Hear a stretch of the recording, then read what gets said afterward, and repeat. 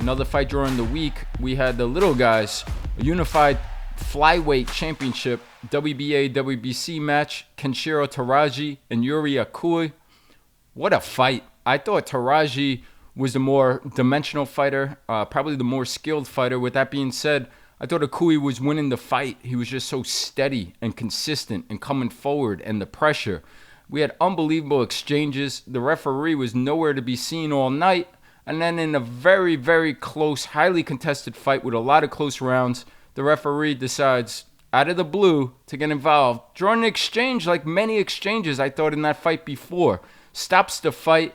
Kenshiro Teraji keeps his belt and unifies the belts. What'd you think of the referee with this controversy? What'd you just think of this great fight overall? Great fight. Great heart by both guys. Give and take.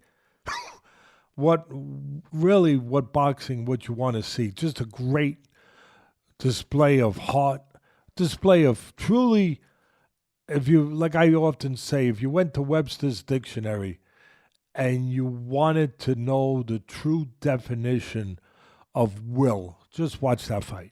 It really was a testament to both men's will. It was a battle of wills, a battle of will and attrition. Both guys superbly conditioned, incredibly conditioned, great stamina. They kept going like little guys will go. Well, they went like they went like big guys, little guys, middle guys, whatever. But they just kept going back and forth all night long. And to your point, the referee had, you never saw him all night. And there was plenty of exchanges, plenty of back and forth where one guy dings the other guy dings the other guy, back and forth combinations, everything. They were doing everything all night. And then all of a sudden the 12th there. Look, I won't go completely on slaughtering the ref. I will say this from a guy who's been in the business 50 years. When a guy doesn't protest, and Akui didn't protest the stoppage, that usually tells you something. Just like when they take that little light, when the doctors take that little pen light and they look into a fighter's eyes in a corner, they're looking to see if the pupils dilate. If they dilate or don't. So they know whether or not, no matter what he looks like, they know whether or not he's right. He's right upstairs. If he's concussed, if he's impacted to a place that the doctor should think about stopping it. Well, when you see Akui not, in any way argue the stoppage, you know that he was hurt. Yeah, he got hurt with a right hand. Teraji might have been, he was behind. He was behind going into, you'll give us the cards in a minute, but he was behind going into the last round. And he was behind 105, 104 on two of the scorecards, and he was up 106, 103 on the third scorecard. Yeah, so he basically needed a knockout to win the fight. If he gets a knockdown, he could win the fight on the other two scorecards with a 10-8 round. So I guess he could. But he needed a huge round. He needed a round where he dropped him. He needed a round where he dominated. And he got that. He got the stoppage, being behind going into the last round.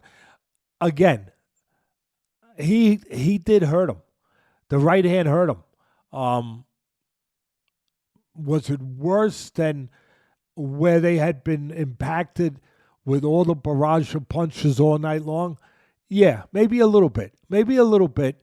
But again, with the kind of fight and the kind of warrior mentalities and behavior of both guys all night, you kind of thought that the referee would give him a little bit of a longer look.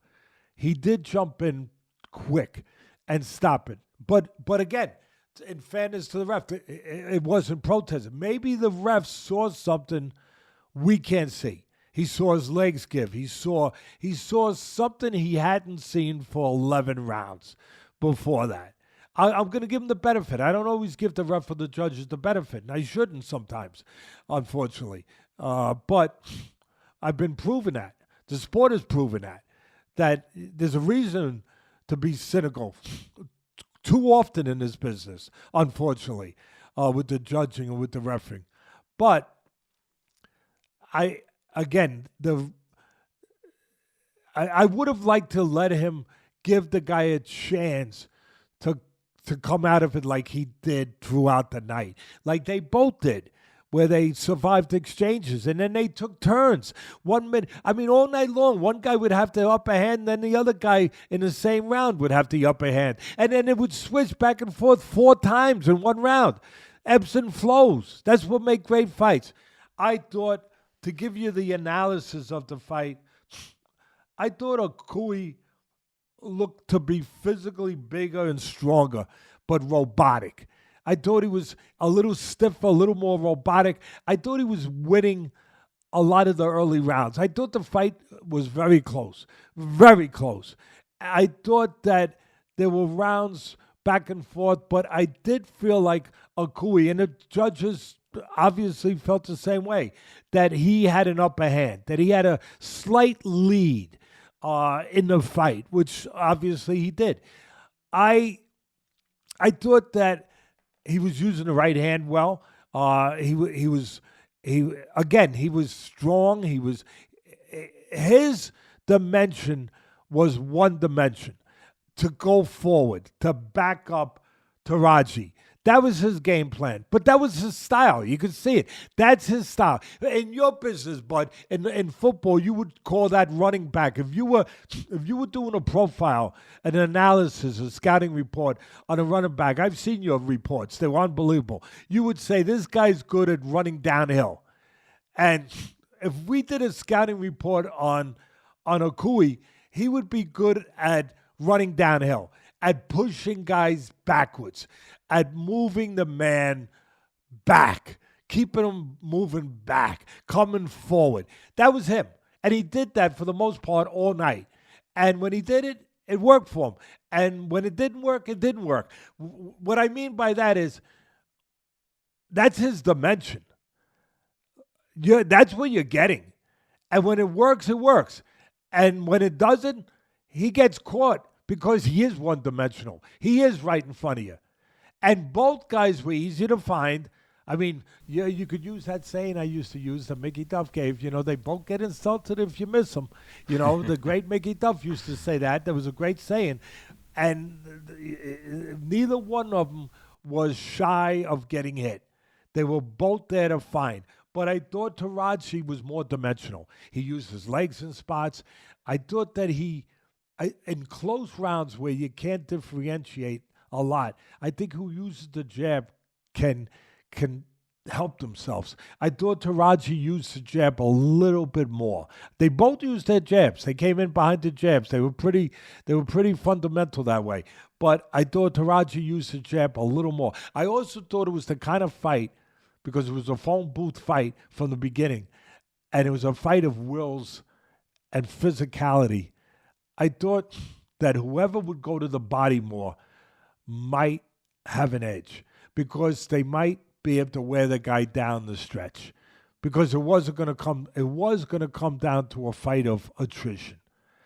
And I thought late Teraji did some nice body shots. They both did, but I thought Teraji did some nice late 11th round, whatever round it was, I can't remember, where he landed some good right hands to the body. I also thought Teraji mixed it up and did a little counter punching. Again, neither guys you're never gonna mistake them for Willie Pep and the Will of the West or the great Pernell Whitaker or the great Floyd Mayweather. As far as their defensive acumen, you aren't gonna get confused with those guys, but they were warriors, and Teraji had more choices. He could counter a little bit. He could move and use his ring, the legs, his jab. His hands were a little faster. I thought that he was a little more fluid. Even though he was losing the fight, I thought he was. And then he knew message was received in his corner. It must have been. I don't speak Japanese, but it must have been received, because he came out ferocious. He came out hot. He came out fast in that 12th round. And he hurt Akui early with the right hand. Right away. Hurt him right away. Caught him with that right hand and then kept putting the punches together.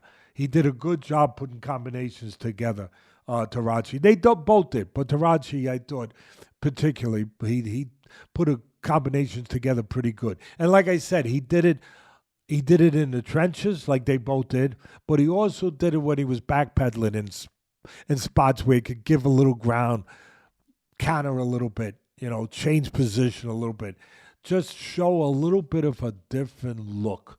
And when you show a different look, where it could have helped him, and I'll finish with this, where it could have helped him in the end, bud, where you, even though he was behind on the scorecards, when you show a different look, you can get and land a punch from an angle that you don't land if you're not showing a different look. You know what I mean? Like, in other words, the other guy is just in front of you, straightforward, one-dimensional. And for the most part, you know what's coming. You see what's coming. And they're still tough to deal with, but you see what's coming. When you have the ability to give a different look, to give an angle, to back up and throw a counter, stuff like that, you have a better chance of suddenly landing a punch from a different place, a different position that can do damage that the other punches from the straight ahead were not doing. And I think that might have been a little bit to the point where suddenly that right hand did the damage that it didn't do for the other 11 rounds. Also, wear and tear, just a cumulative punishment. Both guys took so much. I mean, they were beating each other up. They took so much. Anyway, great fight, tremendous fight. I don't know if you're going to get a rematch. I don't know what they're talking about with that.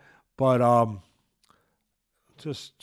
you've been seeing a lot of great fighters coming out of Japan. You always had a lot of top little guys, smaller weight guys, obviously come from the Orient, come from Japan. I mean, they were always known for having dominating most of the smaller weights. But they also have been putting out really good fighters. I mean, just that is starting to get their recognition, where years ago the little guys didn't get the recognition. But then you had guys like Chocolito came around, not Japanese, obviously, but you had Chocolito come around. You had, these different guys come around. And then, of course, Inoue, has really put the small guys, even though he's been moving up a lot of weights, he did put the small weight classes on the map. Anyway, it was a tremendous, tremendous fight. Junto Nakatani from Japan, smaller guy as well. Now Kenshiro Teraji. I hope we do get the rematch. I saw the fight the same way you did. I thought you described it perfectly, but the 7th round, that action was unbelievable. The 11th round, the action was unbelievable. The whole fight, you can't stop that fight in that situation. I hope we get it. I hope we get the rematch for this one. I was trying to show both sides of why you might stop it. But I can't argue with what you... I can't argue with you. If you feel that way, I don't know how I feel. Other than the guy didn't argue. You know what I mean? When a fighter don't argue... He didn't argue, but to that point, while you say that, he is Japanese.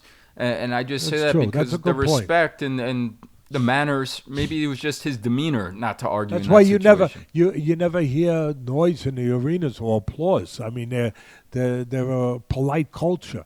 It's you're right. That's a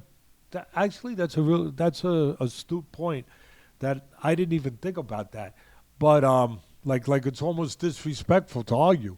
So yeah. I mean, that's a hell of a point. But he got hurt with the right hand. I have no doubt he got hurt. But I have no doubt that we had seen, like I said, both guys taking turns beating each other up all night. But it does come to an end. It does come to a point, how much can a guy take? Well, all of a sudden, a punch that didn't hurt him earlier suddenly hurts him. Why? Maybe that angle, maybe he didn't see that one, or maybe the accumulative punishment finally got to him.